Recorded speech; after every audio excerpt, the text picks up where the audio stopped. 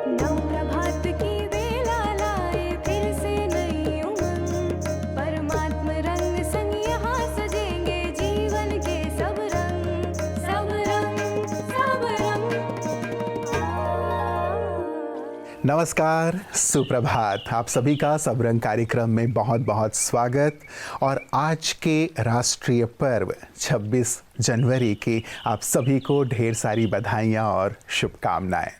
मित्रों, आज का दिवस हम सब के लिए सचमुच एक सुंदर ऐसा पर्व जहां हम जाति, भाषा, धर्म, वर्ग के बंधन से ऊपर उठ जाते हैं। एक संविधान जो 26 जनवरी 1950 को रचा गया, अप्लाई किया गया, उसके बाद से हम एक संपूर्ण लोकतांत्रिक गणतंत्र के रूप में सारे विश्व में जाने जाने लगे। और हमारी ये सुंदर पहचान हम सबको एक गरिमा प्रदान करती है। तो आज सचमुच सभी एक दूसरे को बधाई संदेश दे रहे हैं, सभी पुलकित हैं, प्रफुल्लित हैं, और होना भी चाहिए क्योंकि हम एक महान राष्ट्र के निवासी हैं। और ये जो हमें सुंदर स्वतंत्रता और गणतंत्र प्राप्त हुआ है, उसके पीछे जो हमारे महापुरुष रहे हैं, अमर बलिदानी रहे हैं, उन्हीं में से एक सरदार पटेल जी, जिन्होंने एकीकृत किया पूरे भारतवर्ष को। आइए उनके सुंदर सुवाक्य से आज के सबरंग की शुरुआत करते हैं। हर भारतीय को अब यह भूल जाना चाहिए कि मैं राजपूत, सिख या जाट हूँ। मुझे याद रखना चाहिए कि मैं एक भारतीय हूँ। सरदार पटेल। दोस्तों, हमें ये कभी नहीं भूलना चाहिए कि हम एक महान संस्कृति के प्रतिनिधि हैं। भले ही हमारे प्रांत अलग अलग हैं, मगर हम भारत के प्रतिनिधि हैं, जो कि आदि काल में देवताओं का देश था। ये समझने से ही हम अपने सीमित व्यक्तित्व से बाहर आकर अपनी बेहद की पहचान को पा सकते हैं। हम स्वयं को अपने रंग, जाति, प्रांत जैसी सीमित चीजों से पहचान रहे हैं, जिसके कारण हमारी स्वयं की प्रतिष्ठा कम हो रही है। जब मैं खुद को अपने मूल स्वरूप में पहचानूंगी कि मैं आत्मा हूँ, परमात्मा की संतान हूँ और परम धाम की रहवासी हूँ, तब मैं बेहद के व्यक्तित्व को पा सकूंगी। बिल्कुल सही बात है। सीमित दायरे से, अपने जाति धर्म के बंधन या दीवार से ऊपर उठकर मैं भारतीय हूँ, ये भाव अपने मन में लाना बेहद ज़रूरी है। हम कहते भी तो आए हैं ना, हिंदू, मुस्लिम, सिख, ईसाई आपस में हैं भाई भाई। केवल 15 अगस्त या 26 जनवरी के लिए नारा नहीं है, ये नारा तो पूरे वर्ष के लिए है। तभी तो हम एकजुट होकर भाईचारे की भावना से अपने राष्ट्र को एक सुंदर श्रेष्ठ पहचान सारे संसार में दे पाएंगे। लेकिन इसके लिए ये भी बहुत ज़रूरी है कि हम स्वस्थ रहें, क्योंकि यदि हम बीमार हैं तो राष्ट्र सेवा कैसे करेंगे। इसीलिए हम आपके लिए लेके आते हैं आपकी सेहत आपके हाथ। आइए आज देखते हैं स्वस्थ जीवन के अवयव में विहार की क्या भूमिका है। ओम शांति। Good morning friends. तो व्यवहार, आहार और विहार, आज हम विहार के बारे में बात करते हैं। कई बार विहार का मतलब लोग सिर्फ सैर से समझ लेते हैं, ऐसा नहीं है। विहार का अर्थ है कि आपके आसपास वायुमंडल कैसा है, वातावरण कैसा है और आप किस वायुमंडल में रहते हैं। तो जहां आप रहते हैं वो स्वच्छ हो और उसमें लगातार फ्रेश हवा का आना जाना हो, अर्थात क्रॉस वेंटिलेशन हो। और सबसे पहला जो वायुमंडल है वो आपका अपना वायुमंडल, से आवा मंडल कहते हैं, प्रभा मंडल कहते हैं, जिसे इंग्लिश में ऑरा भी कहते हैं, वो एक पॉजिटिव हो, उसमें शांति, प्यार, खुशी भरी हुई हो। आपके आस उसको आप जितना चाहो बढ़ा सकते हो। अगर आप जैसे राजयोग का मेडिटेशन करते हो तो आपके पास एक पवित्रता, शांति, प्रेम, सुख, आनंद और शक्तियों का एक आभा मंडल, एक वायुमंडल बना रहता है। वो सबसे इंपॉर्टेंट आभा मंडल या वायुमंडल आपके पास है। तीसरी जो बात है वो है हमारी सैर हमें करना बहुत बहुत आवश्यक है, क्योंकि हमारे शरीर में हर कोशिका में लगभग 1 लाख रिएक्शन 1 सेकंड में होती हैं और उसके टॉक्सिन्स भी हमारी बॉडी 1 सेकंड में निकाल सकती है। किंतु जब हम जल्दी करते हैं तो 1,20,000 रिएक्शंस हो जाती हैं। चिंता करते हैं 1,40,000। इरिटेट होते हैं तो 1,60,000 लगभग, और गुस्सा करते हैं 1,80,000, उदास हो जाते हैं तो 2 लाख तक की रिएक्शन हो सकती है। तो बॉडी इन टॉक्सिन्स को बाहर निकाल नहीं सकती। और ऐसी बहुत सारी चीज़ें हम खा लेते हैं शरीर में जो पचती नहीं है, जो टॉक्सिन्स होते हैं, प्रिजर्वेटिव्स होते हैं, वो हमारी बॉडी में जाके टॉक्सिन्स के रूप में सेल्स में जमा हो जाते हैं। तो इन सब को दूर करने के लिए बहुत आवश्यक है कि हम डेली कम से कम सुबह 45 मिनट से 1 घंटा सुबह सनराइज के बाद पेट साफ करने के बाद नहा लें, और उसके बाद आप सूर्योदय से, आजकल सर्दी है तो 7 बजे के बाद सूर्योदय ऊपर 8 बजे होता है, तो उस समय आप 1 घंटा अगर सैर कर लेते हैं डेली, और उसमें साइलेंस में सैर करें, जिसे हम मेडिटेटिव वॉक कहते हैं, बातें करते हुए सैर ना करें, परमात्मा की याद में करें, और एडी पर वॉक करें, जो हील वॉकिंग कहते हैं वो आप करें, और जैसे मार्च करते हैं उस तरह से वॉक करेंगे, तो आप देखेंगे कि आपके अंदर जो पूरी टॉक्सिन्स वॉश हो जाते हैं। और साइलेंस में वॉक करते हैं तो आपके अंदर 80,000 रिएक्शन होती हैं लगभग। प्रेम से सबको एक्सेप्ट करते हुए वॉक करते हैं तो 60,000 रिएक्शन होती हैं, और खुशी में वॉक करते हैं तो आपके अंदर 40,000 रिएक्शन होती है, आनंद में वॉक करते हैं तो 20,000 रिएक्शन होती है। अर्थात आपके अंदर टॉक्सिन वॉश करने का एक तरह से एक्स्ट्रा आपके अंदर स्पेस रह जाता है, तो सारी बॉडी के फ्री रेडिकल्स साफ हो जाते हैं, आपके सेल्स एकदम ताज़ा हो जाती हैं, और आप सारा दिन तरोताज़ा रहेंगे। ओम शांति। मित्रों, आज पूरा ही राष्ट्रभक्ति के रंग में रंगा हुआ है। राजपथ पे तो सुंदर और भव्य परेड तीनों ही सेनाएं करती हैं, जो बिल्कुल ही सबके मन को लुभाती हैं। शक्ति प्रदर्शन भी होता है, तो साथ ही साथ विविध राज्यों की झांकियों को भी हम देखते हैं, जिसमें कि वहाँ की संस्कृति, परंपरा और प्रगति हम देख पाते हैं, जो बहुत ही मन को लुभाते हैं। और साथ ही वायुसेना के द्वारा फिर अंत में जो सुंदर भारत का तिरंगा हम आकाश में देखते हैं, वो तो और भी हमारे जज्बे को दोगुना कर देता है, राष्ट्र प्रेम को बढ़ा देता है।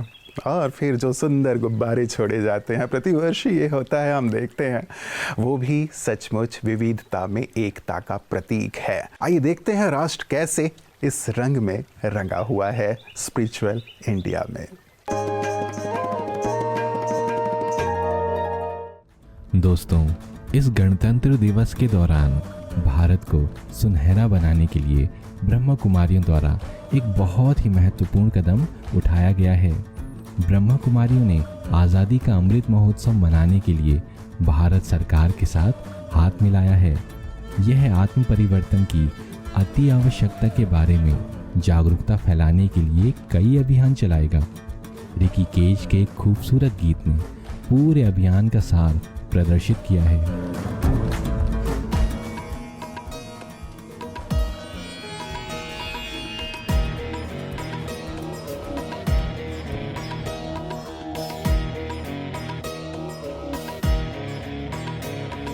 छूने गगन के छोर, भारत ने भरी उड़ान है। अब आत्मनिर्भर भारत से दूर ना आसमान है।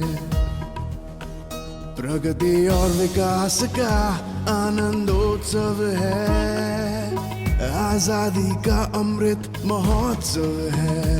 ये महोत्सव है नए भारत के निर्माण का, बलिदानों के सम्मान का, महिलाओं के उत्थान का, अब सर्व के कल्याण का। जन जन का उत्सव है, हर मन का उत्सव है। ये महोत्सव है,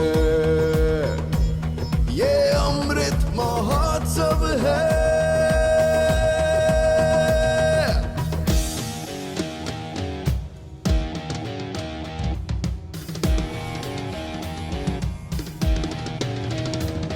हर कदम आगे बढ़ाना है, एक नया सूरज उगाना है। हमने मन में ठाना है, स्वर्ग धरती पर ही बनाना है। नए संकल्पों का अवसर है, भारत माँ को नमन 100 है। जन जन का उत्सव है, हर मन का उत्सव है। ये महोत्सव है, ये महोत्सव है, ये महोत्सव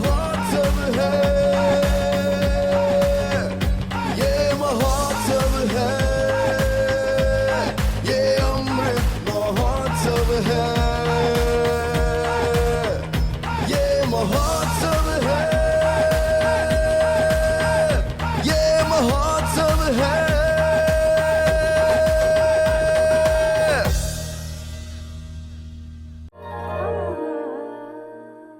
पूरा ही देश सुंदर राष्ट्रभक्ति के रंग में रंगा हुआ, और ये राष्ट्रभक्ति ही है जो हमें विविध होते हुए भी एक सूत्र में पिरोए रखती है, और यही उन्नति, यही विकास का साधन है, माध्यम है, जिसे हमें बहुत गहराई से, बहुत निष्ठा से पकड़ कर रखना है।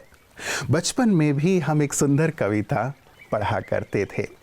हे मातृभूमि तेरी जय हो, सदा विजय हो, तेरे विशाल नभ में सुख सूर्य का उदय हो, तुझको प्रसन्न देखूं बस लालसा यही है, फिर गोद में ही तेरी मेरा शरीर लय हो।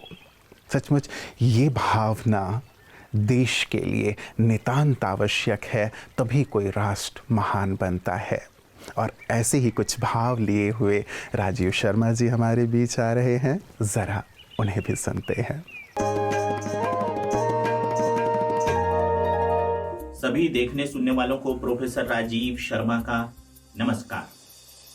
1942 में भारत छोड़ो आंदोलन चल रहा था और महाराष्ट्र के एक गांव में 5 वर्ष की उम्र से लेकर 15 वर्ष की उम्र तक के 6 बच्चे भारत माता की जय बोलते हुए, महात्मा गांधी की जय बोलते हुए, वंदे मातरम बोलते हुए तिरंगा लेकर गांव में जुलूस निकाल रहे थे। उसी समय अंग्रेज पुलिस वहां पर आ गई और अंग्रेज पुलिस ने उन बच्चों से कहा कि इस तिरंगे को फेंक दीजिए, अन्यथा हम आपको गोली मार देंगे। जुलूस में सबसे आगे 15 वर्ष का जो बच्चा चल रहा था, उसने कहा मैं तिरंगा नहीं फेंकूंगा। अंग्रेज पुलिस ने उस बच्चे को गोली मारी, वो बच्चा मृत्यु को प्राप्त हुआ। मगर इससे पहले कि वो तिरंगा झंडा धरती पर गिरता, पीछे आ रहे एक दूसरे 13 वर्ष के बच्चे ने उस झंडे को संभाल लिया। अंग्रेजों ने उससे भी कहा कि तिरंगे को फेंक दे, उस बच्चे ने भी तिरंगा नहीं फेंका। अंग्रेजों ने उसे भी गोलियों से भून दिया। ऐसे उस जुलूस में 5 बच्चे जो थे वो गोलियों से मार दिए गए। सबसे अंत में सबसे कम उम्र का मात्र 5 वर्ष का एक बच्चा जिसका नाम शिशिर था, वो शिशिर उस झंडे को पकड़कर खड़ा हो गया। अंग्रेजों ने कहा शिशिर से कि तू ये झंडा फेंक दे वरना तुझे भी गोली मार देंगे। शिशिर ने भी झंडा फेंकने से मना कर दिया और अंग्रेज पुलिस ने उस 5 वर्षीय नन्हे भारतीय बालक शिशिर को भी गोलियों से भून दिया। देवियों और सज्जनों, आज वही तिरंगा आपके हाथ में है, मेरे हाथ में है, समस्त भारतीयों के हाथ में है। देखना यह है कि हम उस तिरंगे को कैसी हिफाजत देते हैं। जय हिंद। मित्रों, संस्कृत का श्लोक है जननी जन्मभूमिश्च स्वर्गादपि गरीयसी, कि माँ और जन्मभूमि स्वर्ग से भी बढ़कर हैं। स्वर्ग यदि मिल भी जाए लेकिन उससे बेहतर बड़े मातृभूमि की सेवा, माँ की सेवा है। और आज सचमुच जन्मभूमि की सेवा करने का सभी प्रण ले रहे हैं और साथ ही सुंदर संकल्प भी कर रहे हैं। ये सुंदर कार्य ब्रह्मा कुमारीज भी वर्षों से करते आ रहे हैं कि जो भारत भूमि है वो पुनः श्रेष्ठ बने, महान बने, स्वर्ग बने। और आज गणतंत्र दिवस पर विशेष ब्रह्मा कुमारीज की वरिष्ठ राजयोगी भाई और बहनें सुंदर संदेश और शुभकामनाएं पूरे देशवासियों को प्रदान कर रहे हैं। आइए सुनते हैं।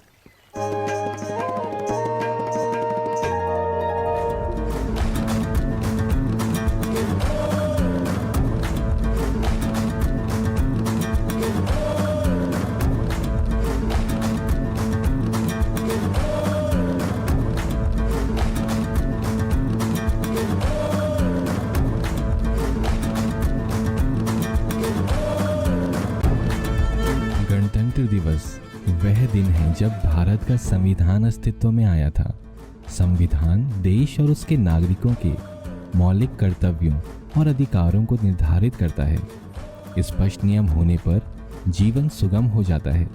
समाज के संचालन के लिए अनुशासन जरूरी है। अनुशासन है तो सुख है। आध्यात्मिकता ये कहती है कि जब तक किसी व्यक्ति के अंदर जो मनोबल है उसकी कमी रहेगी तो हम अच्छी अच्छी बातें भी लिख दें, कानून बना दें, लेकिन उसको वो इम्प्लीमेंट नहीं कर पाता है। भगवत गीता में कहा गया है कि काम, क्रोध, लोभ, मोह, अहंकार ये मानसिक बुराइयां हैं, और जो व्यक्ति इन बुराइयों से ग्रसित होगा वो किसी भी प्रकार के कानून को ठीक तरह पालन नहीं कर सकता।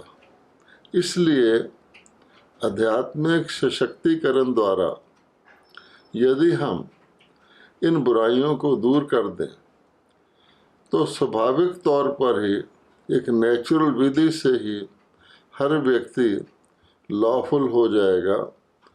वो प्राकृतिक कानूनों का, आध्यात्मिक कानूनों का और सरकारी कानूनों का सहज पालन कर सकता है। वरना अगर समझ सकते हैं आप किसी के अंदर लोभ है या किसी के अंदर क्रोध है या सबसे बड़ी खराबी बुरी नज़र जिसको कहते हैं काम विकार है, तो समाज का ढांचा जैसा हम सब बनाना चाहते हैं वैसा नहीं बन सकता। साथियों, गणतंत्र दिवस व्यक्तिगत दृष्टि से भी राष्ट्र के प्रति अपने कर्तव्यों को याद करने का दिन है। हम अनुशासित और केंद्रित व्यक्तित्व बनकर राष्ट्र के लिए सर्वश्रेष्ठ योगदान दे सकते हैं। सिर्फ भूतकाल के गीत गाने से नहीं होगा, लेकिन एक एक भारतवासी हम सबको अपने चरित्र को श्रेष्ठ बनाना होगा और दिन रात मन वचन कर्म से हमें नीति के मार्ग पर चलकर अपने चरित्र को शुद्ध बनाकर हमें अपने परिवार को चलाना है, अपने नौकरी धंधा करना है और देश के प्रति जो भी हमारी फर्ज है उसको अदा करना है। आइए हम अपने जीवन में आध्यात्मिक मूल्यों को प्रदर्शित करने और समाज में सद्भाव और बंधुत्व को बढ़ावा देने के लिए इस गणतंत्र दिवस को यादगार बनाएं।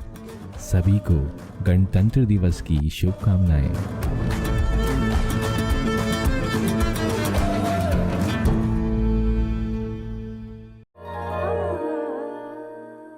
मित्रों, कवि कहते हैं कि जो भरा नहीं है भावों से, जिसमें बहती रसधार नहीं, वो हृदय नहीं, वो पत्थर है जिसमें मातृभूमि के लिए प्यार नहीं। मातृभूमि के लिए प्यार बेहद बेहद ज़रूरी है। जिस भूमि पे हम जन्मे हैं, जिसने हमें बड़ा किया है, जिसने हमें पाला है, अब भी पाल रही है, उसके लिए हमारा बहुत बहुत कर्तव्यनिष्ठ होना ज़रूरी है। हम अधिकार की बात तो हमेशा करते हैं, लेकिन आज अपने कर्तव्य की भी बात करें। क्या राष्ट्र के लिए, समाज के लिए हमारे कुछ दायित्व, कुछ कर्तव्य नहीं हैं? क्यों ना आज संकल्प लें, प्रण करें कि राष्ट्र को शिखर पर ले जाना केवल राजनेताओं का नहीं, केवल सामाजिक संगठनों का नहीं, केवल धार्मिक संगठनों का नहीं, लेकिन मेरा भी दायित्व है। हम मातृ ऋण, पितृ ऋण की तो बात करते हैं, आज राष्ट्र ऋण की भी बात करें कि राष्ट्र ऋण को भी मुझे अपने दायित्व से, अपने कर्तव्य से, अपने निष्ठा से, अपनी भावना से पूर्ण करना है। तो वो दिन दूर नहीं जबकि राष्ट्र, भारत माँ पुनः विश्व गुरु के रूप में सारे संसार में प्रतिष्ठित होगी। यही ढेर सारी दुआएं और शुभकामनाएं आप सबके लिए है। तो एक बार पुनः आप सभी को गणतंत्र दिवस की बहुत बहुत बधाइयाँ। नमस्कार। ओम शांति।